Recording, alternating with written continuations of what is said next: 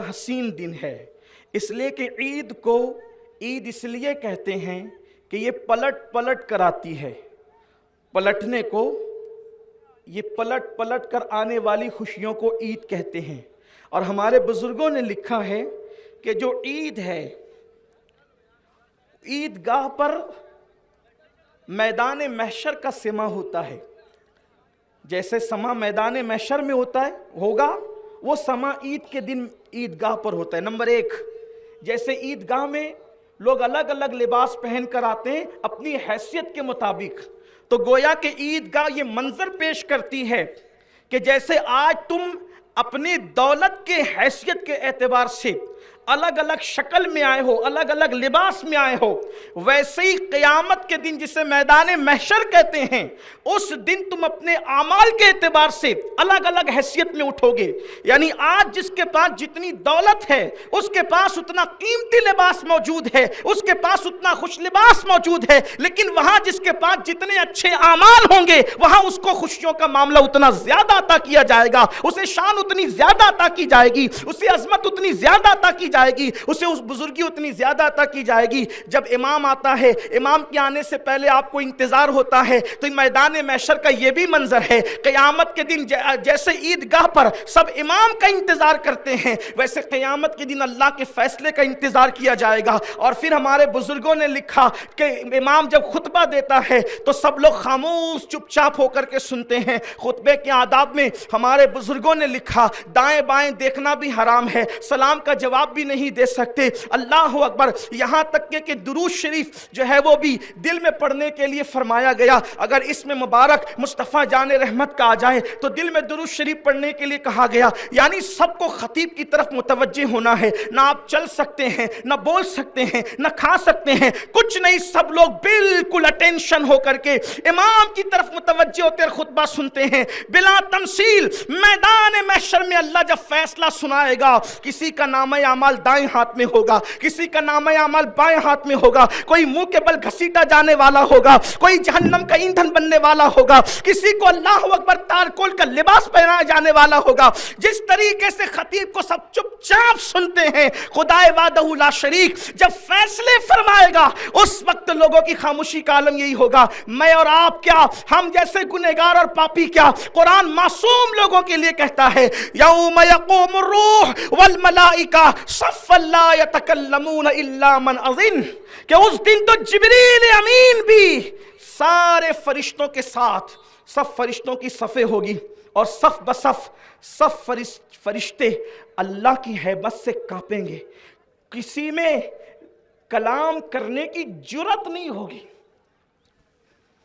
اس دن جبریل بھی جرت نہیں کریں گے کلام کرنے کی، الا من اذن، سوائے اس کو جس کو میرا اللہ اجازت دے گا۔ سب چپ ہوں گے۔ اس وقت اگر کسی کو بولنے کی اجازت ہوگی تو وہ آمنہ کا لال ہوگا۔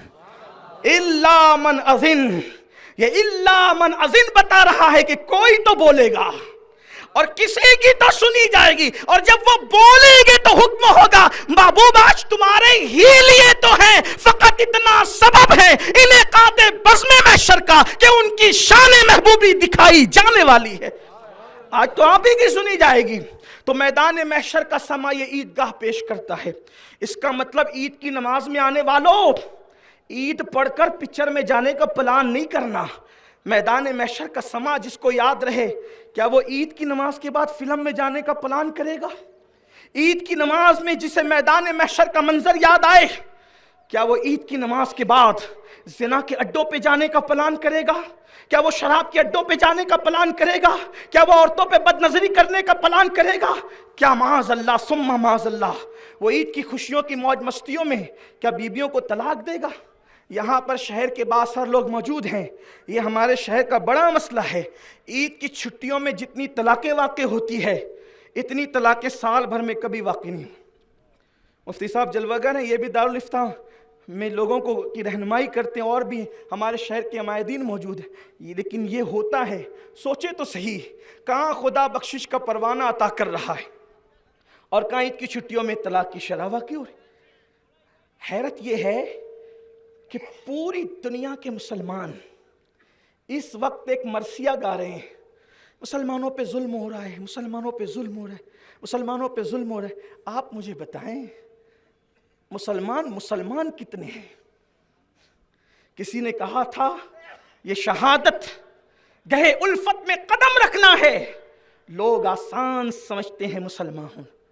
آج وہ عید سعید جس میں رسول اللہ صلی اللہ علیہ وآلہ وسلم نے صدقہ فطر کو واجب قرار دیا اور فرمایا غریبوں کو مانگنے سے پہلے غریبوں کی جھولیاں بھر دو، یہ عید ہے، غریبوں کو مانگنے سے پہلے غریبوں کی جھولیاں بھر دو۔ آج میری قوم جتنے بینروں پر اور ہولڈنگز پہ خرچہ کر رہی ہے، اگر وہ پیسے بچ جائیں تو درجنوں نہیں بلکہ ہزاروں غریبوں کی جھولیاں بھر سکتی ہے۔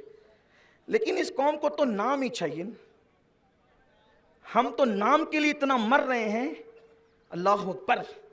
حالانکہ مرنے کے بعد سب سے پہلے جو چیز چھینی جائے گی وہ اپنا نام ہی ہوگا۔ مثال کے طور پہ اگر امین القادری مر جائے تو آج جو امین القادری کو مائک پہ بلاتے ہیں کہہ کہ امین القادری آ رہا ہے، لیکن مرنے کے بعد سب سے پہلے اللہ نام چھینتا ہے۔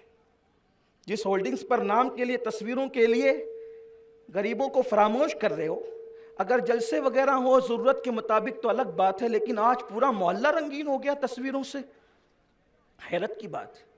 نام چاہیے، نام ہی نام ہے جو کچھ ہے حقیقت کے سوا، راستہ کچھ بھی نہیں ان کی شریعت کے سوا۔ امین القادری مرے تو لوگ کیا کہیں گے؟ امین القادری کو اٹھاؤ، اس کا جنازہ لے جاؤ، امین القادری کو دفن کرو، یہ کہیں گے نا؟ کیا کہیں گے؟ میت کو اٹھاؤ، میت کو نہلاؤ، میت کو دفن کرو۔ سوچو تو صحیح، جس نام کے لیے اتنا مر رہے ہو، مرنے کے بعد سب سے پہلے نام چھینا جائے۔ اور اگر آپ نے اللہ کے لیے غریبوں کی مدد کی، امداد کی، تو اللہ آپ کو وہ نام عطا کرے گا کہ مرنے کے بعد بھی اللہ آپ کو سلامت رکھے گا، لوگوں کی محفلوں میں سلامت رہو گے، لوگوں کے قلوب و اذہان میں سلامت رہو گے۔ لیکن حیرت ہے، تو میں عرض یہ کر رہا تھا کہ لوگ مختصر کرنا ہے کیونکہ وقت پر گفتگو مکمل کر کے ہمیں بات ختم کرنا ہے، نماز کا طریقہ بھی آپ نے سننا ہے۔ تو لوگ کہتے ہیں کہ مسلمان پٹ رہا ہے، مسلمانوں کے ساتھ اچھا نہیں ہو رہا ہے۔ میں کہتا ہوں اس کی خبر آج سے 1450 سال پہلے اللہ کے رسول صلی اللہ علیہ وآلہ وسلم نے دے دیا تھا۔ اس کو غور سے سننا، میری اختتامی بات ہے۔ آج کے حالات، اچھا یہ بات یہ ہمارے نبی کی خصوصیت ہے، سیکھا کسی انسان سے نہیں اور سیکھا سب کو رہے، اس لیے کہ ان کا استاد ان کا خدائے وحدہ لا شریک۔ یہ خصوصیات مصطفیٰ جان رحمت سے ہے۔